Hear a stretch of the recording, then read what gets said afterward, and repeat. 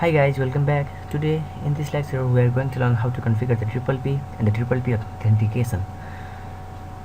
So this is my topology in which I have taken the two router, right?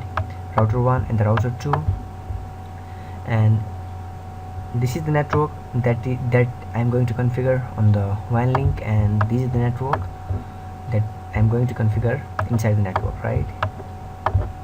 So let's configure the IP address and the respective IP parameters on the interface of the routers. Now enable config T. I'm going to change the router name. For that the command is hostname R1. See, we have changed the router name as R1, and I'm going to configure the IP address on the respective serial interface and the fast Ethernet interface too, right? So for that, interface serial 2/0 IP address of the interface, that is 10.0.0.1 252/30 subnet, right? No sir, exit. So by default on the Cisco routers, the protocols that by default run is SGLC, right? We can check it out. So interface serial 2/0. The encapsulation protocol that by default run on the Cisco routers and Cisco devices is SGLC, right? So we're just going to change the SGLC protocol, and we're just going to configure PPP on point-to-point link on WAN link, right? So for that, interface FA0/0 IP address of interface, that is 192.168.1.0. On second router, I'm just going to configure the host name, that is R2, right? Interface serial 2/0 IP address of the interface, that is 10.0.0.2/255.255.2/30 subnet. Exit. Interface FA0/0 IP address of the interface inside the network, that is 192.168.20.1/20.1/24 network subnet 0, sorry, 192.168.20.1, right? So I have configured the IP address on the respective interface of both the routers, and I have manually previously assigned the static IP address on the system too, right? Let us see it out. I have already configured the IP address on the respective PCs, right? So the basic setup for the IP and the IP parameter is done. So let's configure the PPP and the PPP authentication on both the routers on the WAN link, right? So just to make sure that the command we are using for the PPP configuration is interface and the interface name, that is the interface, that is serial interface 2/0, right?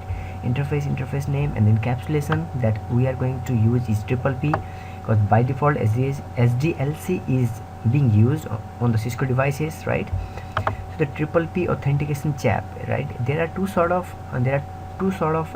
authentication protocol that we can use on the serial links, on the WAN links, that is CHAP and PAP, right? CHAP stands for Challenge Handshake Authentication Protocol.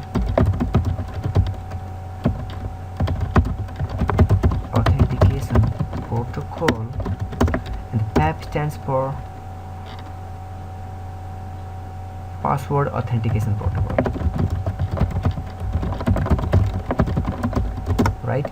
So now we don't use PAP because the CHAP is really secure and advanced, right? I mean, it's reliable as compared to PAP, right? Though in the next lecture we'll just see how to configure the PAP as well. So in this lecture we're going for CHAP only, right? So the configuration is really simple. Just we are going to hit the interface and the interface name and the encapsulation protocol, that is triple P, and the triple P authentication type that we are going to use is CHAP, and then exit, right? And just make sure that if you are using the triple P authentication CHAP, we have to configure the username and the password in the router as well, right? We must have to change the host name. Username will be the host name of the router, right? And the password should also match, otherwise the link will go down, right? And then we'll just have to face the problem like authentication mismatch or the line protocol is down. I mean, we just face the problem like that only. So to ensure that the configuration goes right, we have to just configure the username and the password in a proper way, right? And the thing is that I'm going to tell that suppose this is our router R1, right? In router R1 we're just going to configure the username as the host name of router 2, right? And the password must be same. Getting it? Like if I'm in router R1, if I'm not going to give the username as R1, that is the host name of R1, router 1. Instead I'm going to give the router name of username as the host name of router 2. Let's go just configure and you'll be clear. Like, just a second. Interface serial 2/0. Encapsulation that we'll be using is triple P, right? See, you can see the line protocol on the interface 2/0 changed state to down, because on this router, on remote router, the encapsulation protocol that is being used is SDLC, so that's why the protocol mismatch happens and the link protocol directly goes down. And just we are going to configure the authentication, that is triple P authentication CHAP, right? And exit. So on this router I'm just going to configure the same command, like interface serial 2/0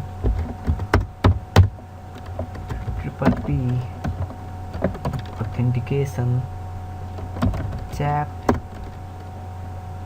Sorry, at first I have to encapsulate the interface. For that encapsulation, triple P and triple P authentication CHAP, and then exit, right? So on both the links I have configured the triple P, right? Triple P, you can just ensure you can verify your command by just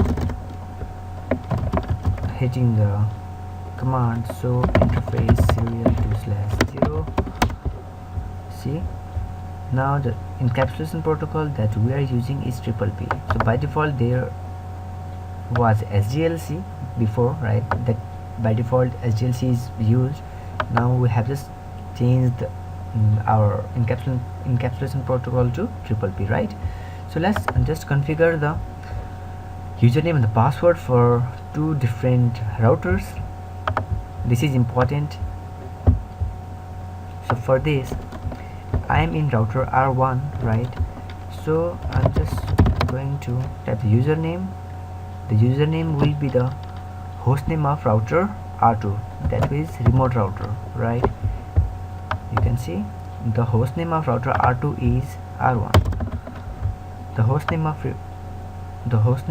router R2 is, that is remote router, is R2, so that will be the username that we must going to configure in router R1 as the username, right? So username R2 and the password will be, I'm going to configure network zone as the password, right?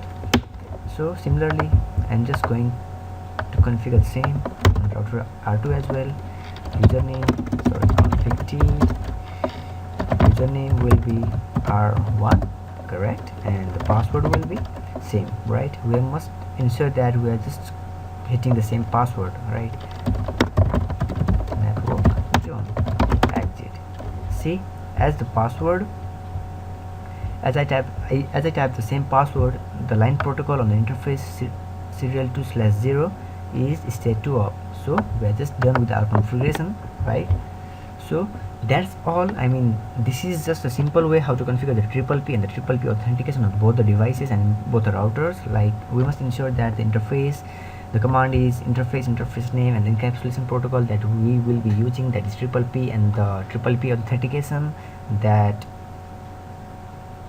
you like most. I mean, I just prefer CHAP. I mean, we are just using CHAP for the authentication protocol, right? And just make sure that the username must be the remote router's host name, and the password must match on both the routers, so that the line protocol goes up, and our just configuration is done.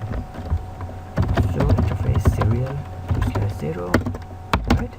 So by this you can see the encapsulation protocol that we had configured. So interface serial 2/0, that is PPP. So that's all, guys. I mean, this is the basic configuration of PPP, and on next lecture we're just going to learn about PAP as well, right?